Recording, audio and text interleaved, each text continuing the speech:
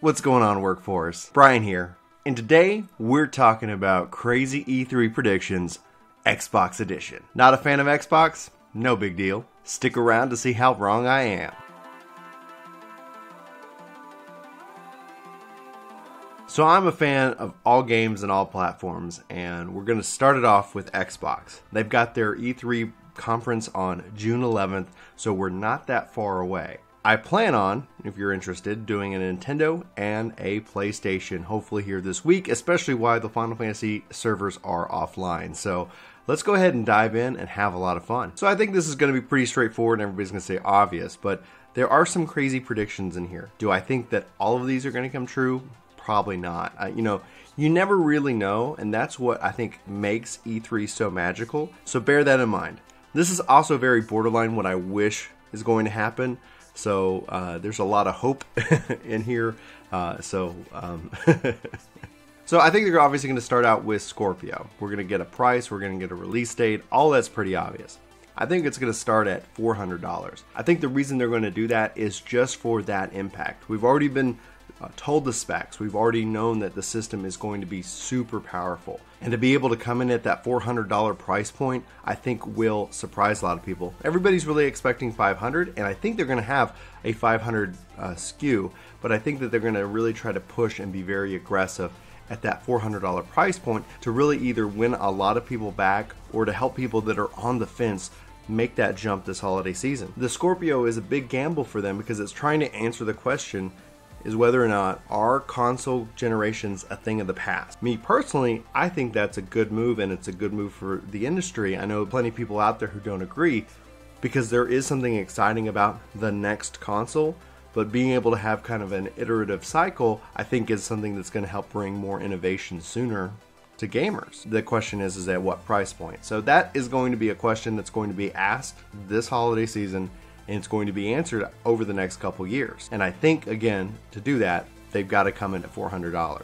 We're going to see an updated Pro controller. Last year, they introduced the Bluetooth wireless controller, which was right after the year of the previous Pro controller. And if you guys haven't played around with their Pro or their Elite controller, it's truly one of the best controllers that you can get your hands on for the dollar point. I know there are other professional grade controllers out there, but at around $130, $150, this thing is phenomenal. But it doesn't support Bluetooth, and so I bet with the influx of PC gaming, with the blending of the Windows 10 and the Xbox environment into one, we're going to see an updated Pro controller that supports Bluetooth.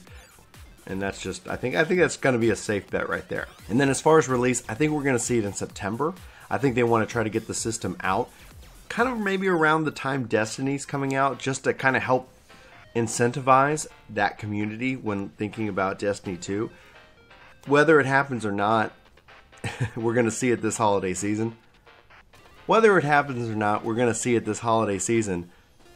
But I think that September is going to be the best bet. And because of this and because of the price drop, we're going to see the Xbox One S become the lead primary SKU for the just regular Xbox, and we're going to see the original Xbox One it just sounds so silly, make its way out. So they're not going to be manufacturing that SKU any longer. Now, Xbox One S would also be receiving a price drop because of that. So good news all around. I know my brother has an Xbox One S, and those things are gorgeous, and they run so much better than the OG Xbox One. Okay, so let's talk about games. Probably the longest shot in the dark is that Steam is going to be coming to Xbox One. Now, the Steam machines really haven't taken off the way that I guess maybe Steam was hoping. But with Scorpio, with this blending of PC and console, it just makes sense to allow it. Now, yeah, Microsoft wants to sell its own games on its own store, but if you had access to your Steam library, if I had access to my Steam library on my Xbox, that would be phenomenal. Again, long shot, but I think it's the right move. Also, that means that your PC games would be installed on Xbox. This would be huge, especially for me, longtime Final Fantasy player, obviously, wanting to see Final Fantasy XIV brought to Xbox One. This would do it. This would allow me to install my PC version, and I don't have to then buy another version like I do with the PlayStation. With if I wanted a Mac version, and then a PC version, It's like all these additional versions. If it was just that, hey, if you can install it on a PC, you can install it on your Xbox, that would be phenomenal. At the end of the day, if they're really wanting Windows 10 to be Windows 10, this has to happen. And because of this, they would also then allow for mouse and keyboard support. Seems like they've kind of talked about it and teased it here and there. It would really benefit a lot of players, especially gamers with disabilities who find controllers difficult to work with. I know that then that gets tricky, because I know there are console gamers saying, well, I don't want, to compete against a mouse and keyboard player because they're going to have better precision, especially when it comes to a first-person shooter. So it is going to be a tough line to walk. I'll give you that, absolutely. But I think it has to happen. But that's just me. I'd love to know your thoughts on that. I think or hope we're going to see some classic franchises make its way back onto stage at E3, namely Banjo and Perfect Dark. Now, with games, with Steam, with any of this, I'd love to know your thoughts. Sound off in the comments below. I won't blame you if you think I'm crazy, because maybe I am, just a little bit, but let's have that conversation. What would you like to see on Xbox, or what would you like to see them announce at E3 2017? Okay, taking on my crazy hat. Here's the last bit. Here's what I think is going to be the real big mic drop for Xbox at this year's E3. Right now you have Xbox insiders like myself who are testing out the game subscription service that they've got in Insider right now. So you can go and just download any of these, like I think I saw 75 games, but their goal is to have 100 games in this Netflix style model of games. I think that is going to become the new gold level subscription. So if you're subscribed like you are right now to gold, you have access to these games. The real big thing is they're going to remove the paywall for playing games online with friends. Right? That seems a little crazy. Well, the reason I think that's going to be the case is they continue to talk about making Windows 10, Xbox, it's all Xbox. But on a PC, you do not need to be Xbox Live Gold to play online. They just can't make that deal. PC gamers for a long time have never had to subscribe to a service to play games with friends. The value proposition of Gold, instead of becomes play online with friends, it's, hey, welcome to Netflix. And I think personally that's a value proposition that would keep me subscribed. You'd have your free games that you would own, and then you would have access to 100 games that's constantly in rotation. Imagine, if you will, if this were true. I'd love to know your thoughts on it. I know a lot of people, especially when you think about PlayStation and Xbox, if you're subscribed to one, you're probably not going to subscribe to the other. That's a big commitment.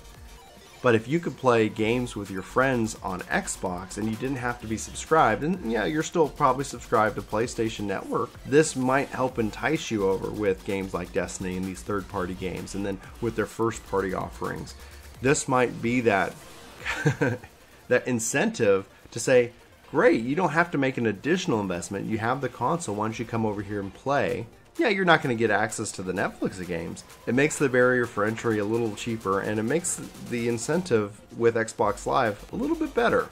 But that's just my crazy opinions. I'd love to know what your predictions are for Xbox and E3. Again, we're going to do Sony, we're going to do Nintendo in a couple other videos, but I'd love to know your thoughts on this and anything I shared as a part of my list in the comments below. And let's have that conversation. It should be a fun run-up to E3 2017. But for Work to Game, my name's Ryan. Thanks so much for watching this video, and I hope to see you in my next.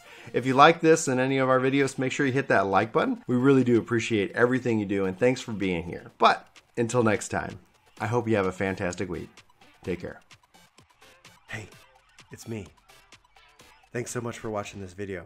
You should click here to subscribe and here to maybe check out some more of our videos. So again, thanks for watching. We hope you like this video. We hope you subscribe and join our community. Let us know in the comments below what you think, and we'll see you next time.